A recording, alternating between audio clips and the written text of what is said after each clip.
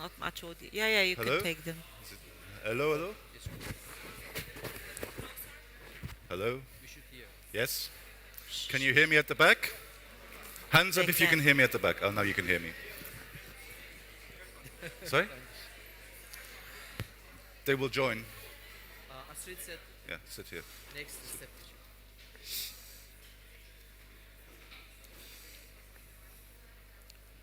We will invite soon. Hello, good morning, and welcome to this event about PEN International and the PEN Centers. We hope to throw a spotlight on several areas of the very extensive work of PEN across the globe, massive PEN movement. Before giving an overview of the work and introducing our speakers, we start with a long-standing PEN tradition. Before every PEN meeting, we present an empty chair, which represents writers who cannot be with us because they're imprisoned or in some cases, being persecuted or disappeared indeed. So today it's Osman Kavala. He's a publisher, civil and cultural rights activist, and philanthropist working towards peace, human rights, and democracy in Turkey. First detained in 2017, Kavala was officially charged 16 months after his arrest and accused of being responsible for crimes allegedly committed by protesters across Turkey during the 2013 Gezi Park protests.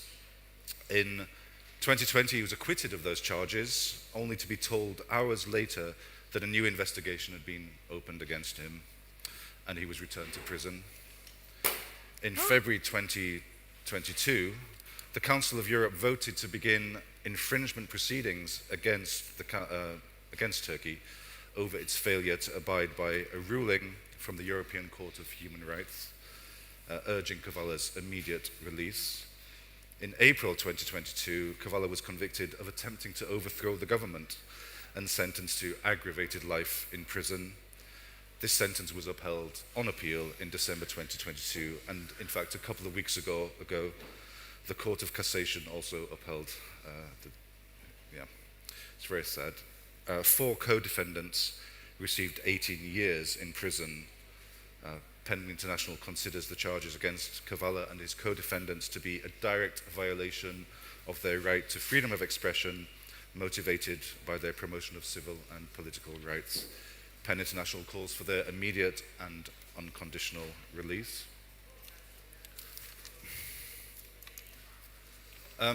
The global situation, as we know, for freedom of expression and for writers at risk continues to worsen. Conflicts around the world continue to pose extreme risks for those reporting or commenting on them. PEN defends and supports writers at risk and fights for freedom of expression. We've been doing this for more than 100 years in more than 100 countries, and we have a membership over 140 active centers. So we believe in the freedom to read, the freedom to write, which of course is also the freedom to learn and inextricably linked with the freedom to publish. Many of our cases are publishers as well as writers, and in fact you can read about all of our emblematic and priority cases in our case list. If you'd like me to send you a copy which is less heavy than this, I'd be happy to do so. Please come and find me after the event. And one last thing about PEN International, it serves as a secretariat supporting the 140 centers and the members across the world, thousands of members, but it also delivers its own projects. In the last couple of years, that's been really humanitarian interventions. But we also have a really beautiful project in the Global South, which is delivering civil society programs, including literacy, identity, imagination projects in schools in Africa, for instance. So I would recommend that you look at our website later if you can. So to introduce our esteemed panel, firstly, Burhan Sonmez is the president of PEN International, elected by the membership 2 years and 1 month ago at our World Congress. Has published 5 novels, translated into, I think, 40 languages, and it's published by Penguin Random House in Germany. He's won many international prizes for his work. Was a lawyer in Istanbul before coming to England, for political reasons and living there in exile for several years. Has written for press such as Der Spiegel, La Repubblica, and The Guardian, and is a senior member of Trinity College, Cambridge. Welcome, thank you. Tanja Tuma Yes, okay. is the president of PEN Slovenia and was elected onto the board of PEN International about a year ago, I think. Tanja is a gifted author and publisher who found success after founding your own publishing company, Tuma Publishing, Yes. in 1996.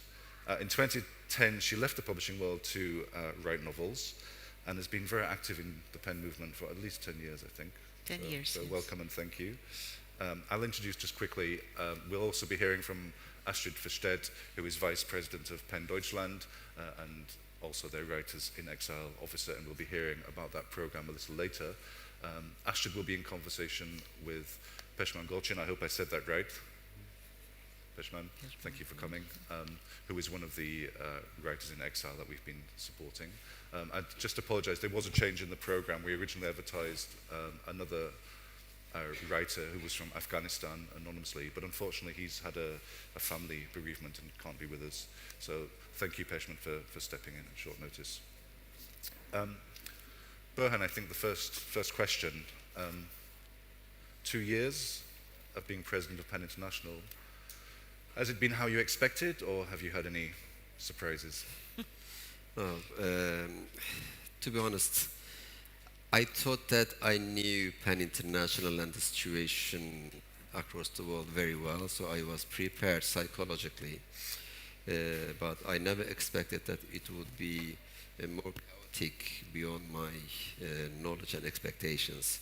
It is not because writers are doing bad things or PEN starting new initiatives. It's because across the world, populist politics flooding everywhere, in every continent, every country, because populist politics, when it's rising in certain countries, first writers, journalists, academics find themselves in danger, because whatever they write and they say, being oppressed or suppressed by the authorities, then we call them writers at risk. Then we get involved, we try to help them.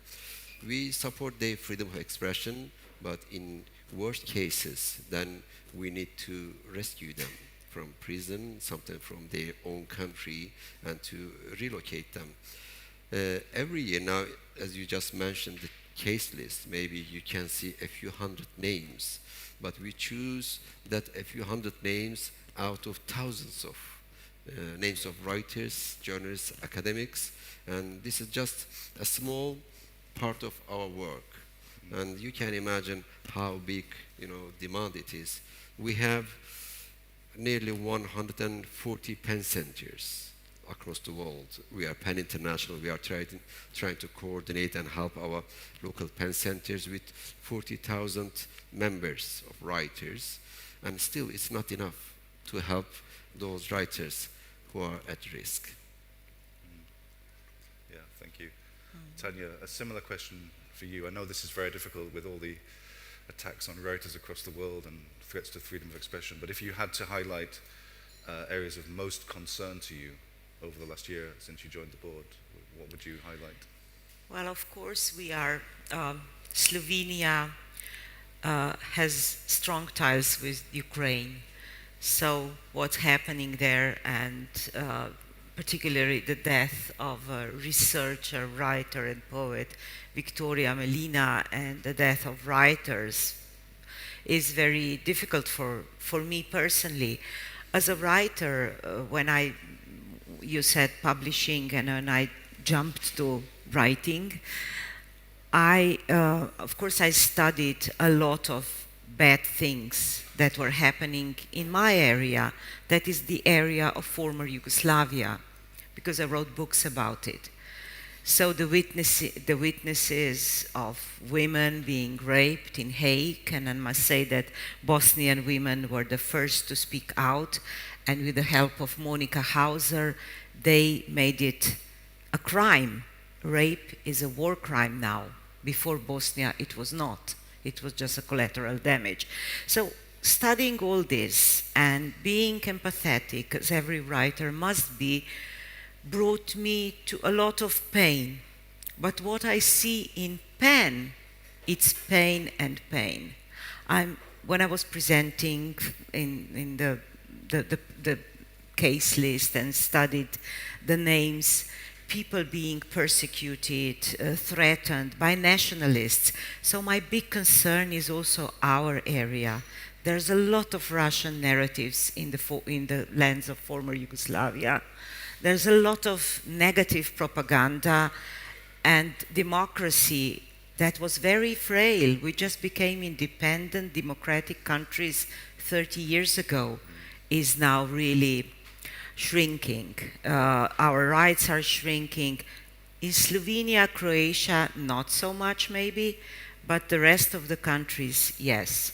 So it's very difficult to live with this pain. I hope I will be able personally, if you're asking me personally, I will be able to work on it and help, of course.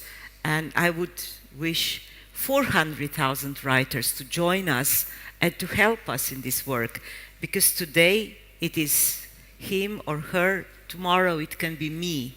And we need this solidarity in the movement. Yeah, indeed. Yeah, can I say something about this? You know, because usually we follow the situation of the world through media. If it is something on the front page, we see this. Then we neglect what's happening, you know, in the other part of the world. I'm not only, referring to now after this Palestinian-Israel issue, what's happening in Ukraine or Nagorno-Karabakh or in Kurdish region in northern Syria. But there are so many places from Nicaragua to Myanmar, Uganda to Yemen, in Eritrea, and people never talk about Balkan region because there is not any battle at the moment. But in last a few months, I traveled almost every country in that Balkan region. Now I see that there is boiling something. It's very dangerous. Yeah, yeah. Politicians should be very careful. Yeah. They should take care of it. If they don't do, in the recent years, we will see some other volcano just erupted in that region. And Tanja is now talking about this, but you will never see this on media, on the news. And when it comes as a problem, then you will start to talk, oh, this is a problem, how can we solve this? It is time to solve now. Yeah. Well, I think that ties in with my next point or question. Every day our staff are helping, hearing from writers all over the world who are being harassed, intimidated, persecuted, censored, who fear for their lives in many cases. And we hear from their families and lawyers too in the cases where they're in prison or they've been disappeared. And I'm just referring to the case list again. In the first 6 months of 2023, we supported 28 emergency grants for writers in critical need. I'm just going to list the countries just to, the scale. Bangladesh, Belarus, Cuba, Egypt, Haiti, Honduras, Morocco, Myanmar, Nicaragua, Rwanda, Serbia, Somalia, Turkey. So really covering the globe. I guess my question is, it's really remarkable. How do we prioritize? How does PEN prioritize? For us, we don't follow press to prioritize things. We follow the report of our regional coordinators and our centers and writers in need. Now, people don't talk about Sudan, but we talk about Sudan. We have writers there. People don't talk about Peru. Do you know what's going on in Peru for journalists? We are in there, especially in last year. We have our own agenda, and we focus on this. This is so important. Instead of being in the shadow of daily politics, we have to force daily politics to come to our agenda. This is the real thing, the need of women, especially, LGBT people, oppressed cultures and nations and languages. So many things now. So when we have our own map, the world map. When you spot a dangerous corner, you put a red spot. The whole world is now covered with red spots. It's not only the part of the world apart from Europe. Now we are talking about Europe. We have cases in Italy, in Sweden, in the UK. Even, let's say, these developed Western countries now are in trouble when it comes to freedom of expression of journalists. writers, academics, because authoritarianism is not only related to certain type of leaders who have certain psychology, like Putin or Erdogan. It is not about psychopathy. It's about management of a state, from top to down. It's everywhere.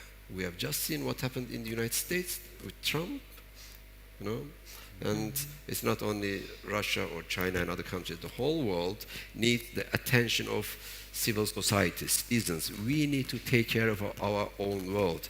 Don't leave it to the politicians. They will ruin it again, as they've been doing all the time. It's really depressing.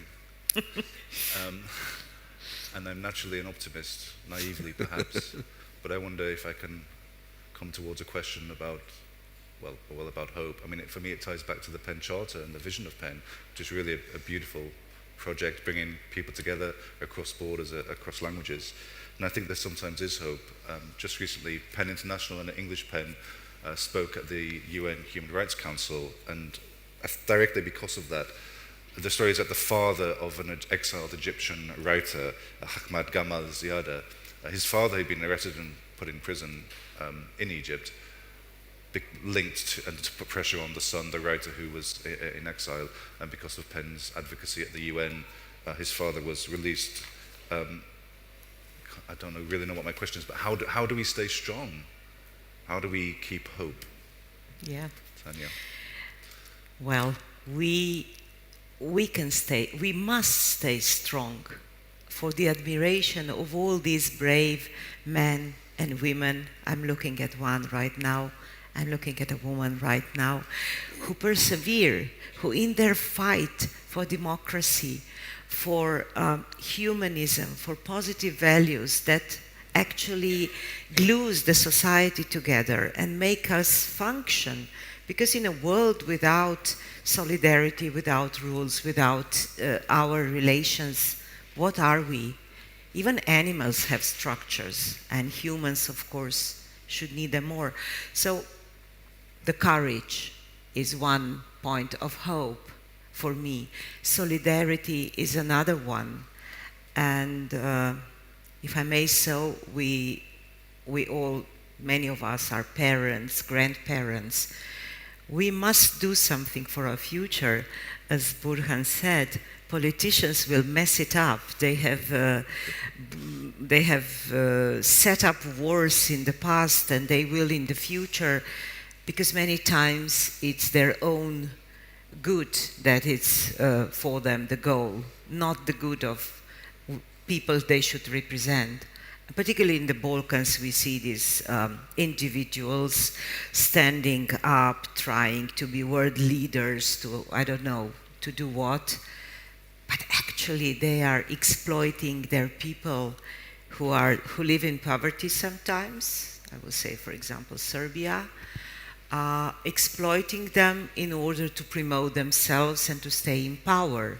And PEN should be there to point a finger at them, to say, don't do this, you'll mess it up. And in the war, they are then, of course, they are safe. They are not on the front. They don't hold rifles. They are not threatened their lives. They stay behind. I mean, if you think of Milosevic, he was traveling the world while his army and the Yugoslav army were murdering in the region. So these people, we just have to point the finger at them. Yeah. Burhan, can you give us any words of hope? Oh, yes, I think I can say so many things, but... Well, you have about 30 seconds. Yes, since we are in Germany, maybe I have to start from Germany. PEN is 102 years old. It was founded in 1921 in London. First 10 years, 12 years, PEN was a kind of writer's club, just meeting, having a good talk, supporting each other. But in 1933, everything changed. In 1933, we started to be kind of political movement to help writers at risk, to defend freedom of expression. It started with the push, came from Germany with the help of our German colleagues. We learned from them, from Ernest Toller, Jewish writer, from Walter Benjamin, from Bertolt Brecht. And with their experience, their recommendations, and their mind-opening recommendations, then PEN movement started to change their direction. And in the first decade of that politicization, we helped to rescue, for example, Arthur Koestler from Spain during the Civil War, but we couldn't save Lorca. At the same time, we lost him. And when we look at today, after 100 years, we are rescuing so many Arthur Koestlers every day, but at the same time, we are losing so many Lorcas. Last year, 2 PEN members were shot dead in Afghanistan. Last year, only in Myanmar, a young poet was condemned to execution by court decision, and he was executed by hanging, a young poet in Myanmar. And it's happening now, today, not 100 years ago. Where is hope? The hope is here. Still, we are talking about them. We never leave them alone. I travel every week to a different country. Last week I was in Berlin. Before that I was in Romania. Tomorrow I'm going to Romania again, and then going to Montenegro, then other places. There are hundreds of writers like me only in PEN International like this, and I know there are so many NGOs. They are working in newspapers, in academia. This big world of citizens, I think the only hope. When people, because I come from Turkey, on the borderline of Europe, journalists, especially in Europe, they always ask me first about the inclusion of Turkey into European Union. There is no chance at the moment. But then they say, what do you think about Europe? The question then comes from me, which Europe you mean? The Europe of parties, states, politicians, or the Europe of citizens, NGOs, this civil society? There are 2 Europes in 2 different directions, unfortunately. They are not speaking the same language. We have to see this. And then we have to try to support, to feed this civil society, freedom of expression. Now, we have seen this last conflict going on in Israel and Palestine. It doesn't matter what you think about it. The question is this: even we have different opinions about this, are we able to sit together and discuss and open this discussion to all?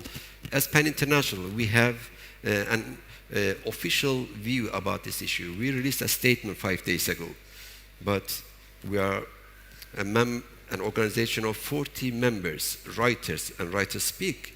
And do you think 40,000 people agree on the same thing? Of course not. And we support this diversity within the organization, and then we tell this to fair here, to states, to governments. Take this example. Defend different things, express this, listen to each other, but still manage to sit together. Otherwise, we cannot create a good example for the future of the world. This is the thing I think we can do the best at the moment. Wise words. Thank you. We just have a minute, Tanya. If you could just say a little bit, yesterday you were launching a new report by PEN International at the same time as Sarajevo. I'll hold it for you. Toxic narratives. Could you just say a few words briefly about that? And perhaps if people want to talk about it, they can come to you after the event? Of course, please do come. This is the report that we launched yesterday, first in Sarajevo by our director of PEN International, Romana Cacchioli, and the authors. You cannot see the title, but I will read it for you. Toxic Narratives, Silencing Expression in the Western Balkans. We also had a discussion at the fair, but because we are short in time, I will just say that in all these countries, writers are threatened. So threatened that in the beginning of the year, we had to bring into security a writer, Marko Vidojkovic, because he couldn't leave home. And they are threatened also by authorities. So that is to speak by the governments, by people in the parliament. This is really worrying. And when such things start, and the persecution, and also with the new defamation law in the Serbian part of Bosnia and Herzegovina, I think we have a huge problem. So maybe if you want to know more, just I'll be around, and you can also go on the PEN International website. The report is downloadable from there too. Okay, thank you. We'll come soon and hear from PEN Deutschland and Astrid and Peshman. Just first, I'd like to show a 1-minute film, if I may, and then I'll call you to the stage. Just demonstrating the work of PEN in the last 2 years.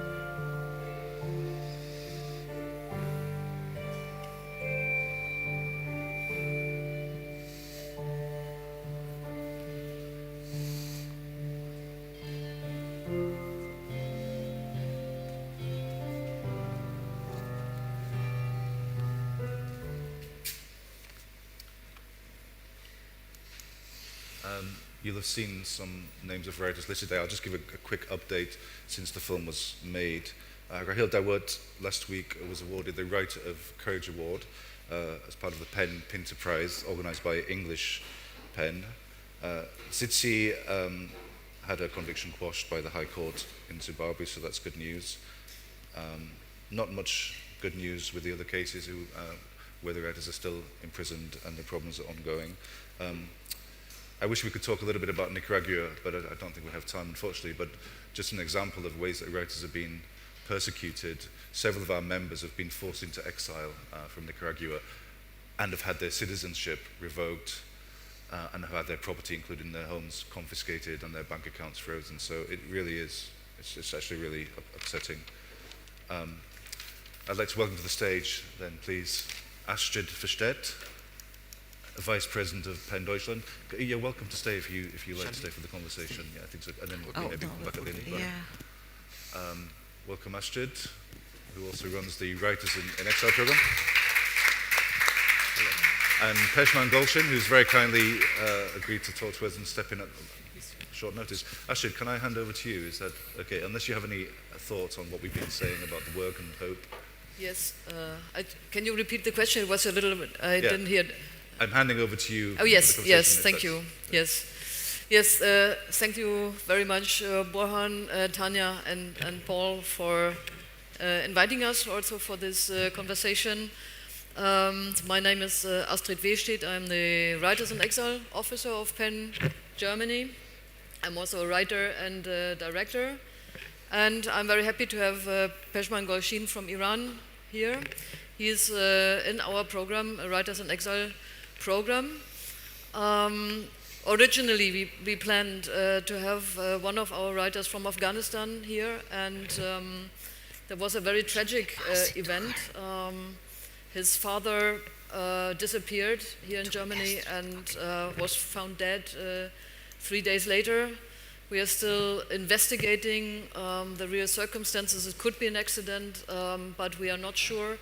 So we are still following this situation. It was really depressing. I never thought I would ever be at a funeral of one of our scholarship holders in our program. So it was really utterly difficult. Also the conversations with the family and with the police. Nevertheless, we are very grateful also to the police and all the investigation parties who made a huge research. It was the biggest research ever in this area to find our writer, but unfortunately he was dead. So, but I'm very happy to have Peshman Golshin here. Thank you. Welcome to this podium, and before we start a conversation, I would just say a few words on the actual situation, because we are facing, since 7th of October, I think we face a new situation which has condensed the conflicts in the world in a very brutal way.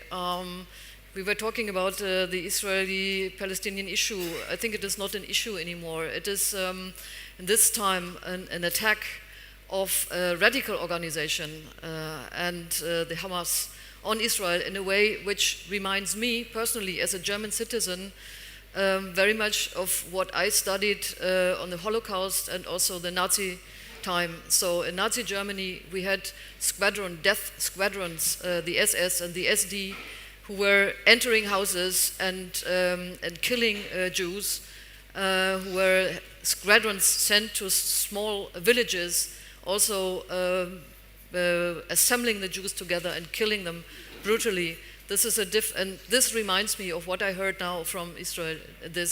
And I make a distinction between the Hamas and the Palestinian people. And from my point of view, I think the Palestinians should be liberated from this radical people in order to grow and to develop.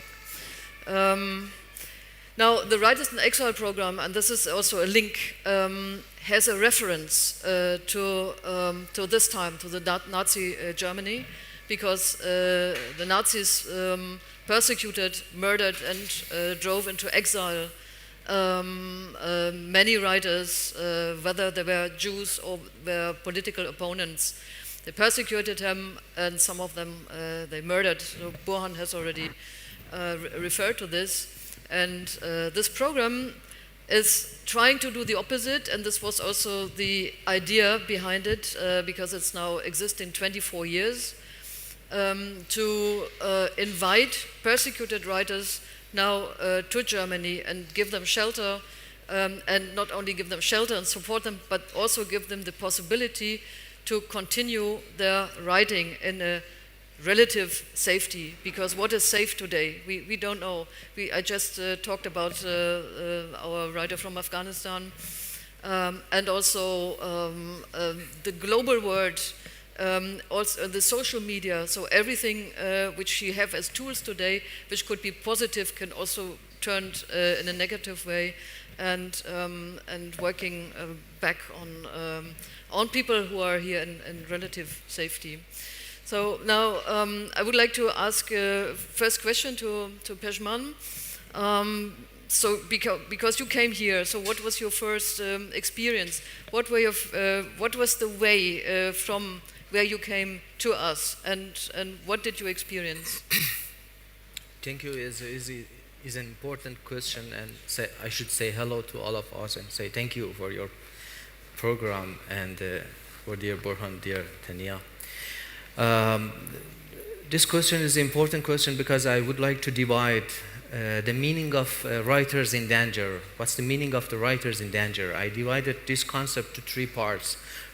For example, for Iranian people, the writers in danger who are living in Iran, writers in danger who are living in Turkey, and writers in danger who are living in the free countries. And this is a very, very separated concept.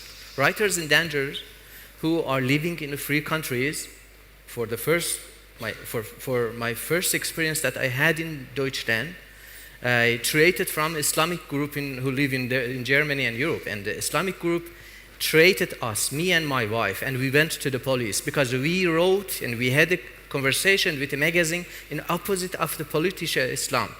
Why they treated us? Why they attacked to Salman Rushdie in the free country like USA? It is a very big problem, and this is my first experience. And after that, I think now with myself, I cannot be a free writer in a free country. I cannot write the thing that I would like to say. I cannot share my experience in an Islamic society that I had a very, very deep problems with the Islamic management. And I cannot say in Tübingen when I had a conversation and I had a mistake that I said about Islamic group. I don't speak about all of Islamic person because most of them are believe the democracy, and it's normally in my language, in my culture, is related to the politische Islam. Is not related to all of Muslims. I have many friends that are Muslim. It's a very nice person. But this is my first experience that I had in Deutschland. But what is my first experience, my last experience that before Deutschland, I was in Turkey for 3 years and I was in danger. Like many of my friends that they are in danger. Mahtab, Yagma, Behruz, Wafa, and many names. Yeah? And they are in danger in Turkey. They have no residency card. They have no permission for work. And they are living in an illegal position in Turkey. And what can they do? This is another part of writers in danger. What can they do? They have no job, no money supporting, no residency card and legal position in their country, in that country. And legally, the Turkish government can deport them to Iran. They have no future, and it's a very big danger. And I saw many fake people came to Deutschland like or as a writer in danger. Why? We have a lot of writers in danger in a real situation, and we have no solution for this problem. And I would like to share this problem with you and with dear Burhan and the others. What can we do to help the real person that they are in danger? They are writers, they are opposite of the Islamic regime in Iran, and they have no situation for back to Iran and come to the free lands. And that's it. Yeah, I think I would just add to this because you talked about the fake writers. I mean, this can also happen. Our program is financed by the government, so it's not a private sponsored program, but it's a government program by the BKM, the Kulturstaatsministerin. So we have also a certain obligation who we invite. And so we do research, and there is where PEN International is coming in. And it's also very helpful because we have always been in very close contact with PEN International, also with the case list, in order to look who is in danger, who is in need, and who we could invite. And so we have tools because we exist now 24 years. So we have a widespread tools to embassies and to the Foreign Office in order to negotiate and to get people out. We had, so this year, for instance, Gülgiş Deryaspi, she had a travel ban in Turkey, and so we managed to get her out. This is sometimes, so we are not happy if this is too public. We always try to be a little bit under the radar, or how you say, because otherwise it could bring other people in danger. So we do this really, so we don't make a big fuss, a big theater about what we are doing. It's like an emergency. A doctor who would never post a video or a photo of the people he's saving. You know, we try to be very down to earth. You were talking about South Sudan. We have a writer from South Sudan in our program, from Myanmar. Welcome, Tida. She's sitting there, and so this is for us also. It brings the world together. It is also makes us very rich, I must say, because we get also their stories here, and they also help us in what is, I think, and what you said already, Burhan. I think the biggest challenge is the problem solving. So how can we deal today with all these extreme situations? And I don't have an answer. How can you deal with somebody who is pointing a gun at you? You know, I think you cannot come with a candle. I would do so. It would be nice. What can we do? But we can put our forces together, and we can learn, because also all scholars help us also with informations from the country itself, because we are not a secret service, to explain also the situation in the country. And this is very, very helpful.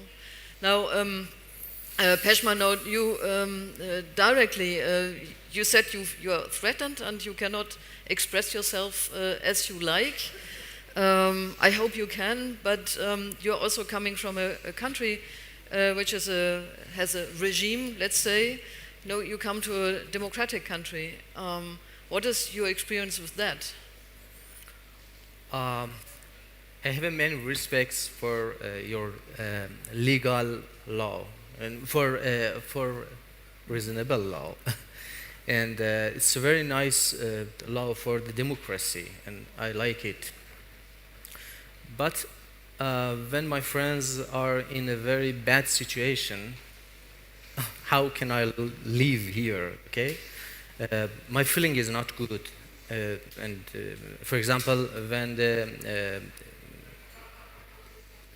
problem that happened in Israel, and many of Iranian people and fighters in the street, in the stadium, football stadium, in the street, in many events, said we are standing with the Israel people.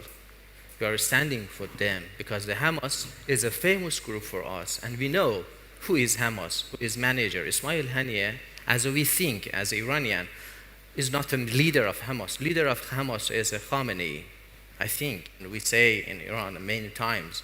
Hamas, Hashd al-Shabi, Hezbollah, most of them and all of them are related to the Iran, and when they are living in the world, yes, dear Burhan speak about many problems that happen in many countries. It's a very, very deep concept. We should respect to this concept.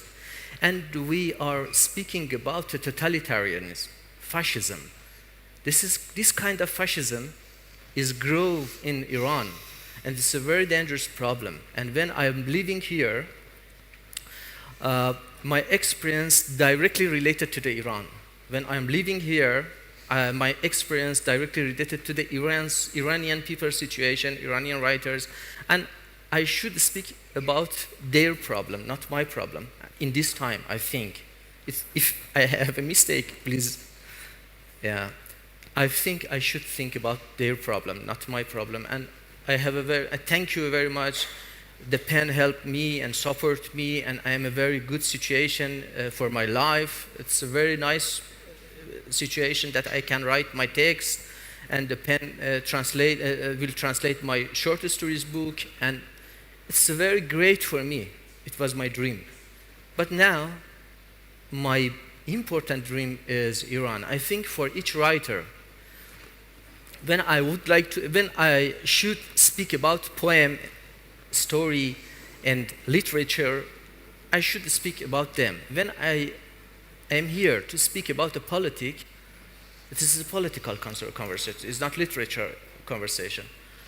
I should be honest and speak direct. I wouldn't like to speak about my dreams. My dreams is opposite the war. My dreams is follow the peace, and that's it.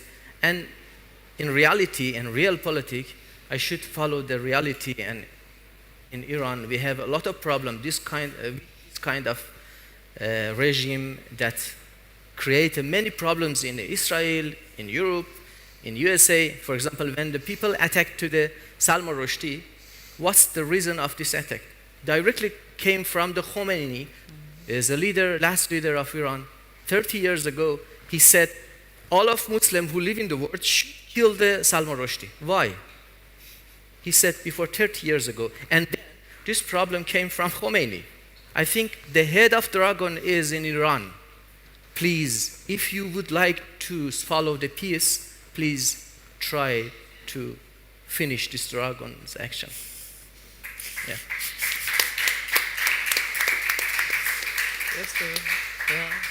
Yeah, thank you, Peshman. Maybe a last question. I don't know how much time we have. I think we have 5 minutes. 5 minutes. Yeah, yes. I mean, I just want to say thank you, Peshman, for coming back to hope, because actually your story and where you are now is really giving me hope. So thank you so much. Thank you too. I mean, I forgot to say earlier that when I spoke about the humanitarian assistance work of PEN International over the last couple of years, we couldn't do that without working in partnership with our centres. So we have PEN Sweden, for instance, have taken a lot of the Afghan writers, and of course we work really closely with PEN Germany. And again, we'll end soon, but I just want to share another story which gives me hope, just not publicly announced, because as Astrid said, we have to be really careful in terms of people's security to protect our work. But just 2 days ago, we managed to bring an Afghan writer and his family to safety out of Afghanistan via Iran, actually, which you can imagine is not the easiest. But now they're safe in Dublin, Ireland, so we wish them well. And again, it's just really pleasing to hear this amongst all the negative and all the worries. I'm just wondering, Burhan, as the international president of PEN, do you have any closing remarks as we leave today? Oh, okay. There are so many things in my mind, to say. We need more time. Yeah. First of all, we always ask questions. We say, what shall we do? What do you recommend? I think I can recommend for writers in this context, for international writers, create more organizations like PEN Germany in your own country, in PEN or outside PEN, and follow their experience, how they are helping writers. They are one of the best PEN centers, working for many years in that sense. For our colleagues in Germany, I can say just support PEN movement here, Germany PEN, see what they are doing, how they are saving lives. Not only just helping a writer, we are saving lives here and their family members. And there are so many cases that we cannot share with the press because it's so delicate for writers in certain countries. So while the world in this situation, we have answer what to do. Okay, this is one of the works I think to do now. Maybe I have to say a few things about this conflict of Palestine and Israel. Not what's going on over there, but what's PEN's position on that situation. Right from the beginning, when Hamas attacked those youth camp and murdered so many youngsters and kidnapped women there, the first thing I did, I contacted our colleagues in Israel and our colleagues in Palestine. And we discussed, we said what we can do together. Because for us, there is no border. There is no borderland between nations. We are part of the same nation, the nation of writers, citizens, the innocent people of this age. Government can divide us, a country can divide us, politics can divide us, but we are the answer to unite each other. And in that position, we condemned Hamas, and then we condemned the military action of Israeli government, killing children in Gaza, forcing 1 million people, half of them children, moving from some part of the Gaza towards south. And our main concern is, how are we going to see a permanent solution for this problem there in the Middle East and in Ukraine and in Nagorno-Karabakh and in my own country, in Turkey? Now nobody sees that Turkish army has been bombing Kurdish villages since last month. They bombed a vehicle in which 2 Kurdish journalists were murdered last month. Nobody talks about it. No politicians visit Kurdish villages around there. But here, for us, everyone, people who are suffering are in the same level. And we have to treat them equally. We have to help them from Yemen to Nicaragua, from Myanmar to China. So I'm very much hopeful. We are sad, okay, because of the problems. Personally, we are going through so many things, and socially, but I never feel despair, because I know that always there are someone who will fight for me as I'm fighting for some other people. So let's support each other. Thank you. Thank you so much. I think we don't have time for questions, unfortunately. So, yeah, please do come to the stage if you have any questions. We'll be happy to answer. I encourage you, if you don't do so already, please do look into the work of PEN in Germany, PEN Deutschland and the work of PEN International, and please support the PEN movement. It's doing amazing work, as I think we've heard today. Thank you so much, everybody, for coming. Thank you.